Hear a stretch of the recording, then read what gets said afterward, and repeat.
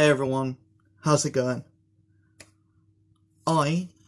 This is the start of a brand new series on my channel. Super excited for this, really, just because it's more content. It's providing more content. It's stopping that creative block in my brain. Well, not that I had much creativity in the first place, but you know, the more stuff I can make videos on, the more videos I can make. The more videos I can make, the more enticing this channel becomes. Anyway, a few videos ago, I put up, and I wanted you guys to vote on which series you wanted me to do next. Whether you wanted me to talk about DC graphic novels, or the DC graphic novel collection, the Transformers graphic novel collection, or the Marvel graphic novel collection.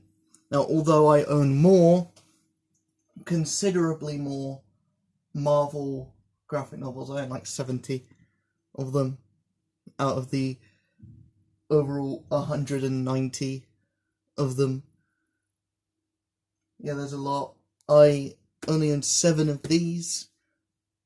The DC ones, which are the ones that I'm starting on, and I only own 7 of the Transformer ones, which are the ones that are going to happen next. But since I have the DC ones, since I have number 1 to number 7, I have from the start to it's very difficult to explain. Basically, on the side, you'll see there's a bit of an image. You collect all of them together and they create an image. And this book is the start of the image. But if you see, well, you can't see, but the DC ones actually go in the order of the image. The Transformers ones and the Marvel ones don't. They go from what would have the number 1, and it would be at the start of the image. Then the next one would be number 32, and be the 32nd in the image. It doesn't make any sense. I guess it's just enticing you to buy more. I guess that's why the image is on the side anyway. Just enticing you to buy more. I mean, it works as a strategy. But yeah, I'm 3 minutes in and I haven't spoken anything about the book.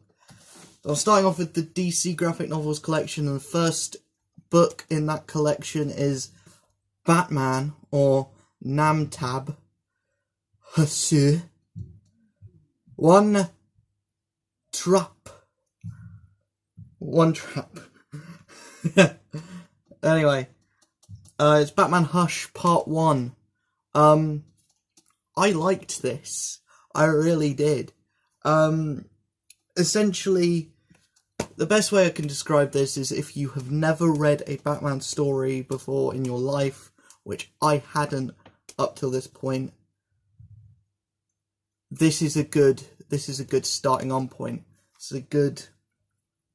is a good way to introduce yourself to the world of Batman, because it's basically a starter kit for the makings of a Batman fan. Like, it shows Batman being a detective with like this. Basically, the main plot is there's this villain that's in the background, which we don't actually see a main, like, we don't actually see him in the book, but there's a villain in the background of everything, and he's like quoting like poems, and he's being very ominous in the background of everything. But in the foreground, he's kind of manipulating events with other Batman villains to lead Batman on a wild goose chase, kind of. So we have Killer Croc, who is kidnapped a child for a bounty, and even at this point, Batman knows that something is up. This isn't Killer Croc's like memo. He doesn't do it for money, and he's not smart enough to pull something like this off, or to even plan something like this. But when Killer Croc is dealt with, the money goes missing and Catwoman has stolen it. So Batman just chases Catwoman through the street. But this is also weird, because at this point Catwoman had been trying to go good. Like properly good. So that also confuses Batman. And we learn that that Catwoman is under the influence of poison ivy.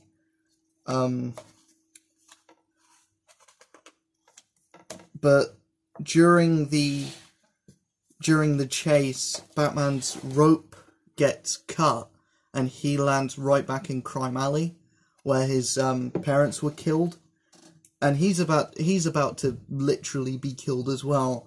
Then the Huntress shows up and like saves him. So you see what I mean? This is basically just showing you the key players in Batman's Rogues Gallery and in the Bat family. Like Oracle's talking to him over the phone. Oracle being Barbara Gordon. We have an old friend from Bruce's youth who shows up, and he's a doctor now, and he ends up doing some surgery on Bruce Wayne. This old friend being Tommy Elliot, who the book kind of makes it obvious that he's this big bad, that he's the villain. And then when Batman and Catwoman chase Poison Ivy to Metropolis, there's the big knockdown drag out fight between Batman and Superman that's like kind of a staple now. And then at the end we have Harley Quinn show up, and the last page is just, oh yeah, Joker's here now. So you see what I mean? Pretty much the whole Rogues Gallery, all the important ones are in this, and because there's a part 2, I'm guessing there'll be more in the part 2. Well, there are more in the part 2, but you know what I mean. There will be more of Batman's Rogues Gallery showing up.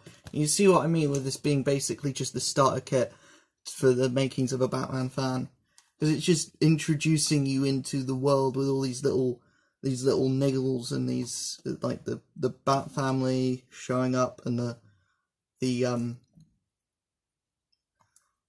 most of the Bat villains showing up as well, all the big players.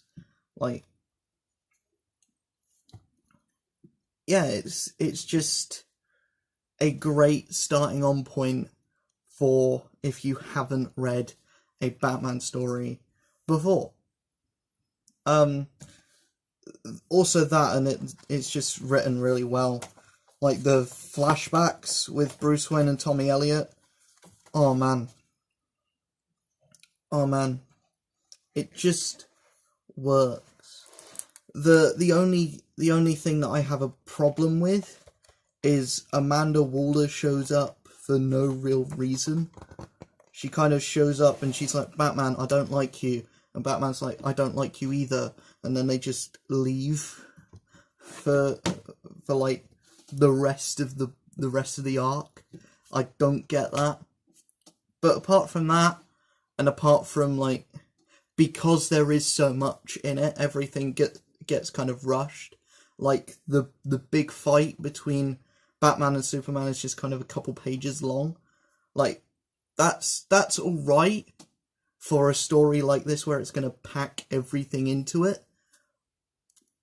But still, I would have liked, like, that's your big spectacle. That's what, sells books is like the big Clash of the Titans, and it's delegated to 2 pages in this.